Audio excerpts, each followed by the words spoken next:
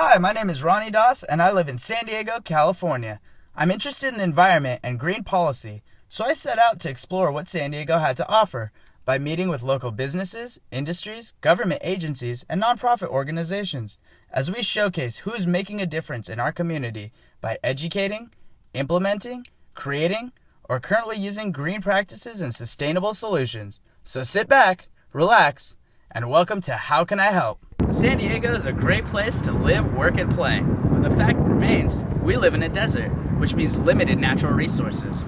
The average San Diego resident throws away about 7 pounds of trash a day, and with a population of 1.2 million, that adds up to 9 million pounds of trash a day. To create a sustainable San Diego, we're going to have to reduce waste, increase energy efficiency, and create one less mess.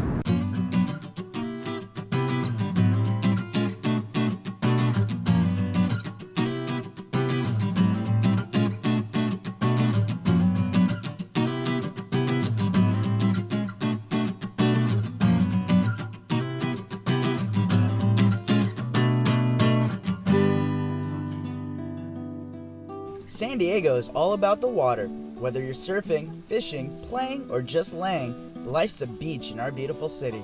Unfortunately, in Southern California, we're part of an ecosystem where fresh water is scarce. So to be a real Diego, I need to learn more about Cali's H2O. I'm with Dr. Michael Hager, president of San Diego Natural History Museum.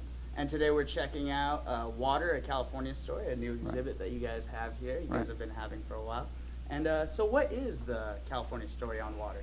Well, 25 million people live in Southern California. Most of us live in a desert that receives less than 16 inches of rain a year.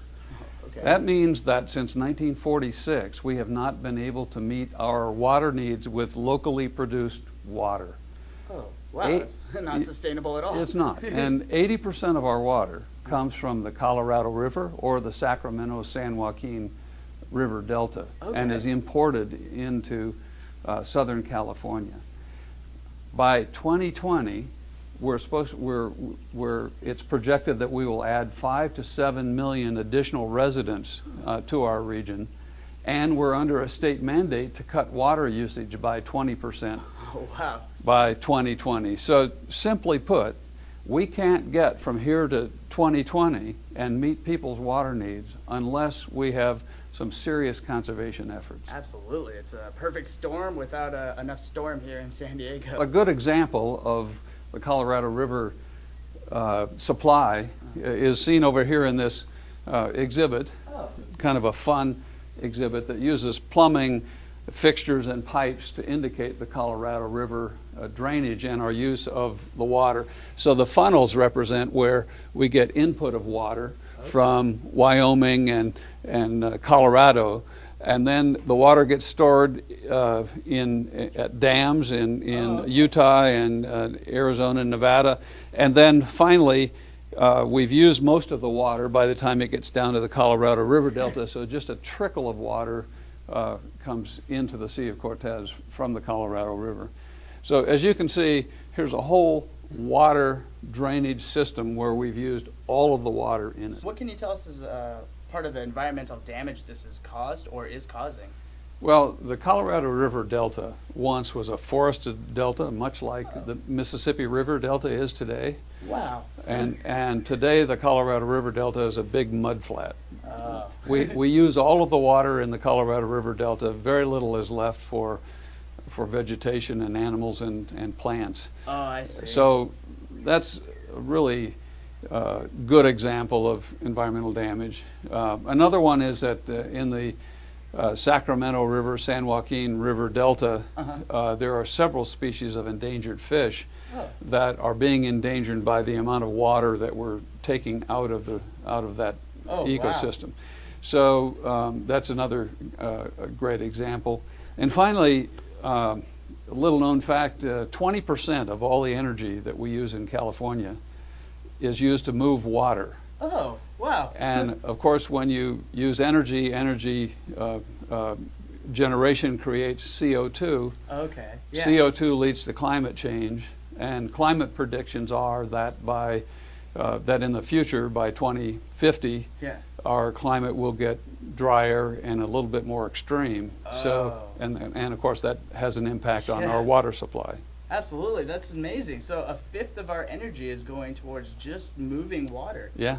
As you were mentioning about the faucet, here's a great example. Go ahead and turn the crank and you'll see that it takes energy to, here's the energy being produced that allows the water faucet to operate. So 20% of our electricity pumping water, moving water from place to place. Yeah, and when I did the example, I mean, this is actually like you have to get in there and use your muscles to do that. It's not. I thought it was just going to be something like that, but yeah, I could really see that now. How was energy conservation as well as reducing water. Exactly. What is a good reduction for myself? What should an average San Diego resident use as far as conservation of water?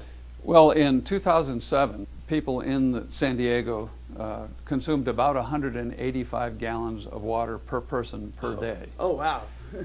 In 2010, we reduced that to 143 gallons per person per day. So simple things like we talked about have made a difference. But keep in mind, we have to reduce that at an additional 20% by 2020, which means about 114 gallons per person per day. So we still have a ways to go, but we're getting there, and the more we conserve, and it's not just residents, it's businesses, it's in agricultural use as well. Yeah. So we're getting there, but we have a ways to go. Well, I mean, it's a good way to go, and it's definitely a resource that we need. So Great. Thank you so much for your time and teaching us so much about the exhibit and California water story. My pleasure. Thank you. Thank you. If stormwater pollution was rubber duckies, it wouldn't matter what went down our storm drains. But it does, because stormwater pollution is not rubber duckies. It's trash, oil, cigarette butts, and pet waste flowing untreated to the sea. That's not good for any of us, because we all live downstream. Clean water, it means quality of life. Think blue, San Diego.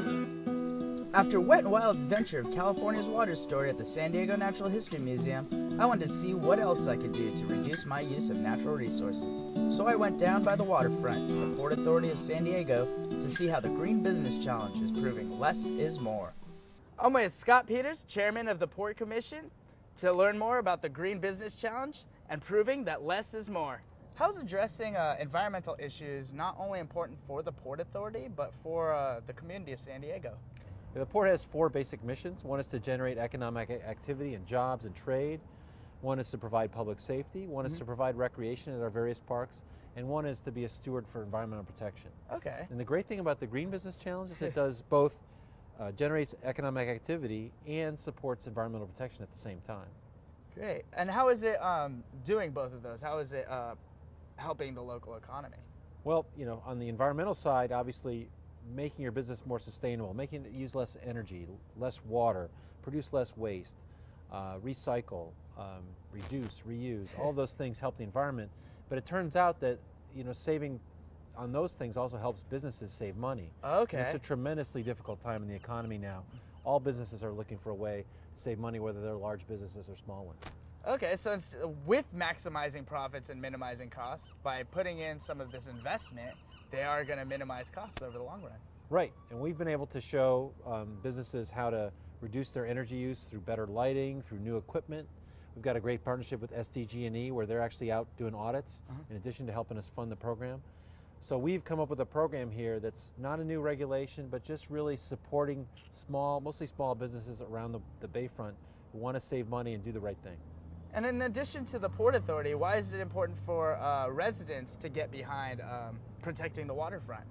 Well, it turns out a lot of customers of businesses want to do business with companies that are responsible and sustainable. Okay. So we'll let folks know which companies are in the Green Business Challenge so that, you know, that their customers can evaluate that when they make their purchasing decisions. And at the same time, we know that those businesses will be saving some money. Maybe they'll be able to hire a few more people with the money that they have. Oh, wow. So you're using promotion as a way to create awareness in this program for, you know, the residents and for the companies themselves. Right. We want to provide ways for them to save money.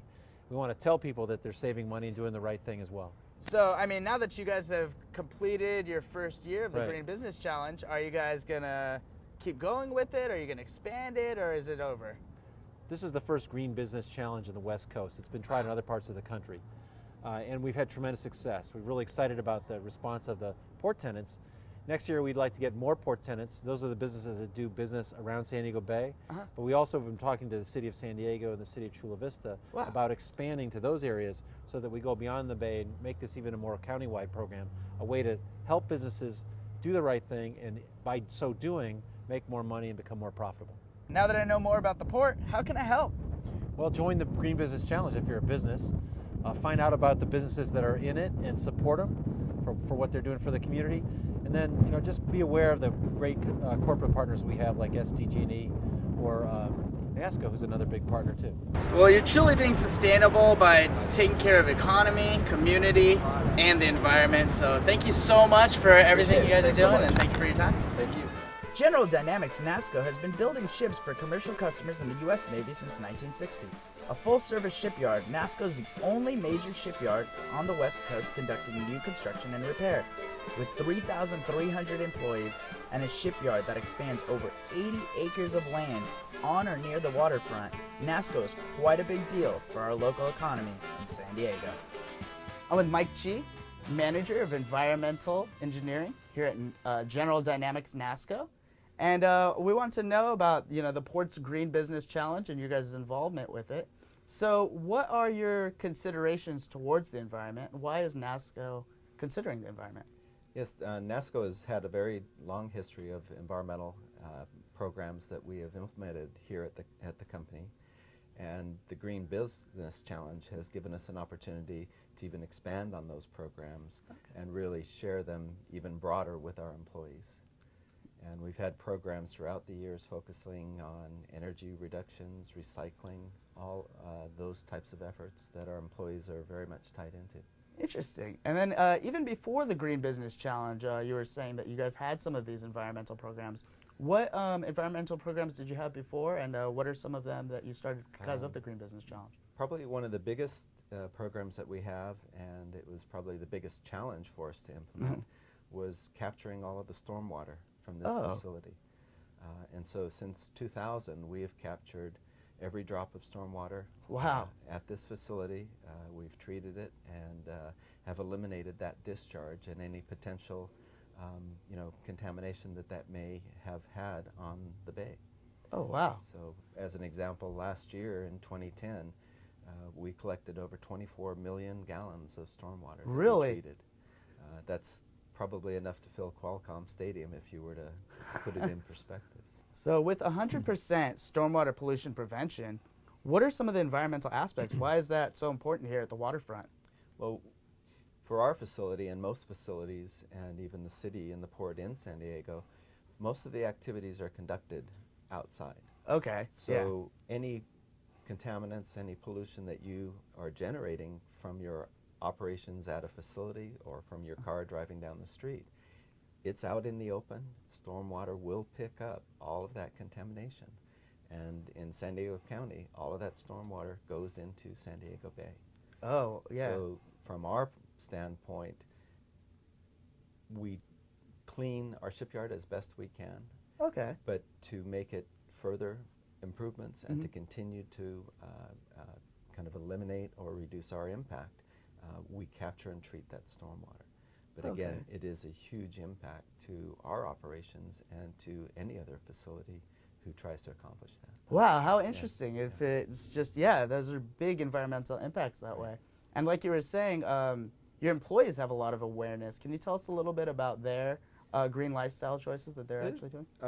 As one of our superintendents has referred, we have over 3,000 employees here, but she refers to them as we have over 3,000 environmentalists here at the shipyard. Nice. And they take it very seriously to evaluate their operations, what they're doing, to evaluate what they can do to help minimize potential impacts from their activities, from our operations here at the shipyard. And especially their recycling programs, they are extremely excited about that. That's great, because when people see environment, they always say, like, what difference can I make? But when you have 3,000 employees making a difference, then you can really see those factors multiply. Exactly. And as you were talking about with your energy efficiency, I know that you guys have done some reductions in your light fixtures. And with 5,000 light fixtures, that's a huge difference. Yes, just in the last few years, we're close now to 7,000 light fixtures that we've replaced to the low energy. Wow. And there's also a number where we've are doing samples where we're solar powering those light fixtures rather than using any energy at all. What are some of the Port Green Business Challenge resources that they've given you to implement these programs? There's been a number of workshops that the Port has conducted on recycling, energy conservation, those types of areas, and those have been very beneficial. Okay. One of the ones recently was the Energy Managers Workshop, and we had 4 employees that we had participate in that workshop. And Wow. as we move into next year, those 4 employees are going to form a team, an energy conservation team. Oh, interesting. To kind of take us to the next step on energy conservation. What are you guys trying to do in the future for as far as green and environmental programs? Energy conservation, again, will be our biggest goal for next year. We have both internal goals to Nasco and corporate goals that we set ourselves, and we're fortunate with the help of all of our employees. We continue to meet those goals, but Great. they do get challenging. Oh, yeah, absolutely. You know, our recycling efforts, as an example, we're up at 90% recycling of all of the waste that Really? we generate here. Okay. So you can see that each year after year, that gets tougher and tougher. The low-hanging fruit principle. Yes, that's been taken care of, and we need to move on. So, Okay. and that's what we'll be focusing on. Well, I think I know the answer to this question, but what is Nasco going to be in the Green Business, the Port's Green Business Challenge next year? That's our intent. Yes, it is. Awesome. It's been very beneficial for us, and we intend to continue with this. Well, thank you so much for your time, Mike. Great. Thank you. Hey, it's only one piece of trash. Well, what if stormwater pollution affected you directly?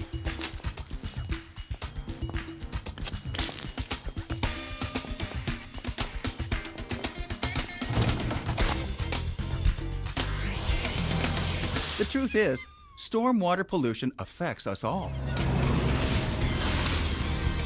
Don't let karma get you. Think blue.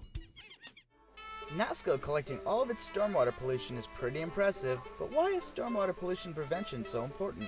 I went to the City of San Diego's Stormwater Department to think blue. I'm at Balboa Park, December nights. Lana Finley, Public Information Officer for the City of San Diego Stormwater Department. To see why it's green, to think blue. What is the Think Blue program? Think Blue is the education and outreach arm of the Stormwater Division. And basically our job is to try and educate residents about the fact that our storm drains are not connected to the sewer system. To let people know things that they can do to keep pollution out of the storm drains and out of our local waterways. Okay. And we go to residents, we go to businesses, industry leaders, and we try and educate them on the best practices that they can do to prevent pollution from going into our local waterways. We're here at December nights tonight. Yeah. It's a great opportunity for us to talk to folks, you know, on a personal level. Yeah. They come up to our booth, we ask them to fill out a little survey because we'd like for them to let us know, you know, what they already know about stormwater pollution. Do they know that storm drains are connected, are not connected to the sewer system, that water's not treated? And once they complete that survey, we then have the opportunity to then educate them right on the spot. Just talk to them a little bit about, look at the survey and say, hey, you know, I just wanted to let you know that, you know, storm drains are not connected to the sewer system. And it's a common misconception that people have. Yeah. So events like this allow us to really talk firsthand with the community. As a resident of San Diego, how can I think blue? Well, if you think about it, I mean, think blue. What do we actually want you to think about when we say that? Yeah, exactly. Think blue means we want you to start thinking about your actions away from our waterways. Because what you do away from our waterways, believe it or not, affects our waterways and the water quality. And so when you think blue, we want you to be aware of, you know, your daily tasks, and are they polluting? Are they not polluting? what things could I better do to make sure that that doesn't happen? Can I, this piece of trash, am I going to leave it on the ground? Am I going to throw it in the trash can? Yes. Or if I'm doing, landscaping or gardening, if I use this pesticide, is it good for the environment? It's thinking blue is really thinking about the environment and our waterways here before you start to do something. Okay, and then this might be kind of a dumb question, but what is stormwater pollution? Like, what's actually making it out into our waterways? Stormwater pollution varies. When you think about things that directly affect residents, things like pet waste. Okay. Things that would come from pet waste would be bacteria. Yeah. Other types of pathogens as well.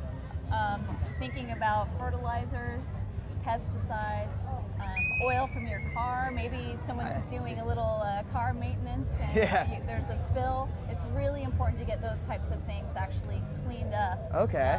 Because when it rains, water has this awesome ability to absorb some of these things and carry it with it down into the storm drains and out to our creeks and rivers and eventually out to the oceans. If you think about it collectively, if we all do one thing, it's going to have a huge impact. And some of the things that you can be doing at home is, volunteering. You can volunteer for a cleanup event. There are cleanup event and community service opportunities happening all the time, monthly here in San Diego. So even if you feel like, okay, I did my one thing at home, I want to do more, you can still get out there and help out in a larger way. So what education programs are available for the youth? We actually have quite a few different types of programs going on. We've got for San Diego Unified School District, we have a hands-on science curriculum called Project Swell. It's in every grade level except for third grade. We haven't gotten there yet. Okay. And then we also have for middle school and for high school, we have our watershed education outreach, where we actually partner with a local nonprofit called I Love a Clean San Diego, and they go out to as many schools as they can and teach about our watersheds and stormwater pollution. And one of the things that we're starting this year that I'm really excited about is the Think Blue Brigade. Think Blue Brigade, all right. Yeah, it's we're trying to get some high school clubs to join the brigade in the fight against pollution. What we want to do is help high school students find community service opportunities. You can find us on Facebook. It's facebook.com/thinkblue San Diego. And if you go to the brigade tab, that's where you can find a list of ongoing community service events and monthly community service events that high schoolers can participate in. So we're excited about that and hope we can get a lot of different clubs involved so that those students can network and start becoming involved with the environment. So, other than the Think Blue program, how is the City of San Diego Stormwater Department preventing stormwater pollution? Well, you'd be surprised how many different arms the Stormwater Division actually has. We have our street sweepers that are out there daily cleaning the streets. All right. We have our operations and maintenance crew. They go out to clear channels. They clear out catch basins for us. We also have our behind-the-scenes folks, our civil engineers and our planners that are they're really trying to figure out new ways that we can treat pollution. We also have our code enforcement officers. They routinely go out and inspect industrial facilities, commercial facilities to make sure that they have practices in place to prevent stormwater pollution. I see. We also have a place that people can report stormwater pollution while it's happening.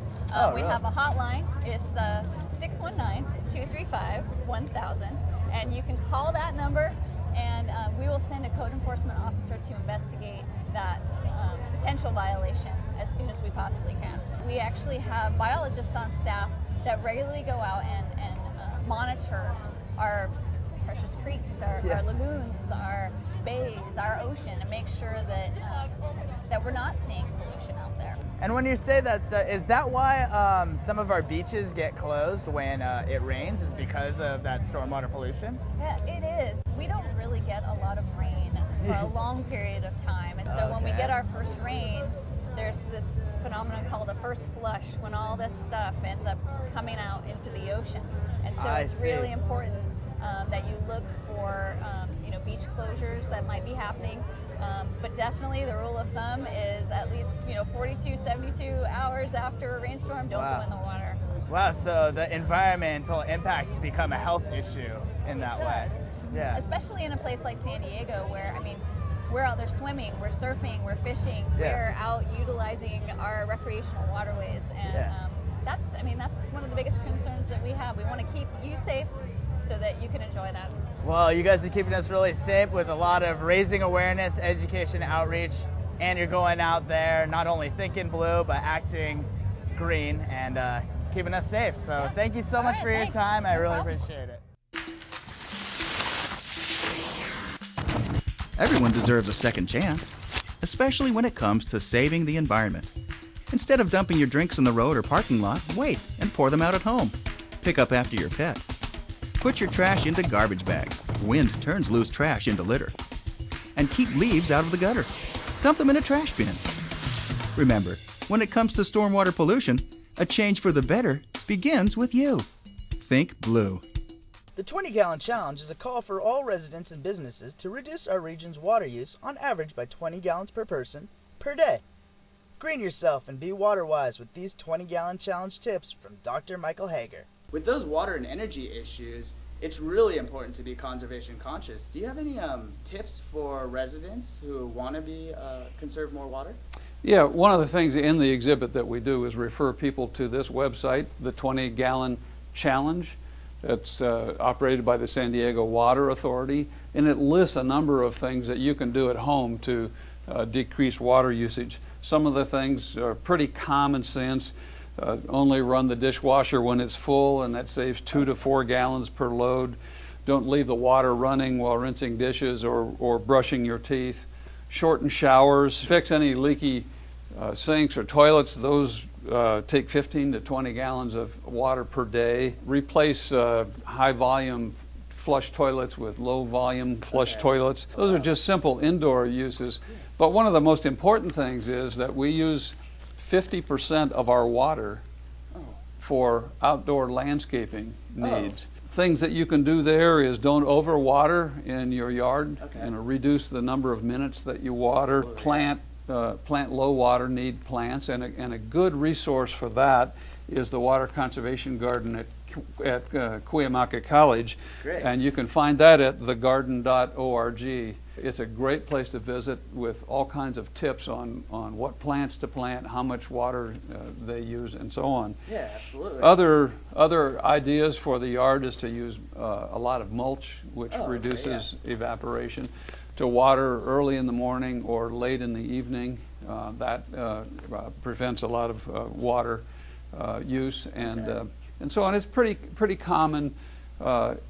Pretty common sense ideas. Yeah, all of which too out of the box or something you have to go and go find your own pails of water. Right, and just minor things like that make a big difference in the total amount of water that we consume. Go to the 20-gallon challenge website, and there's all kinds of great ideas there for people to use.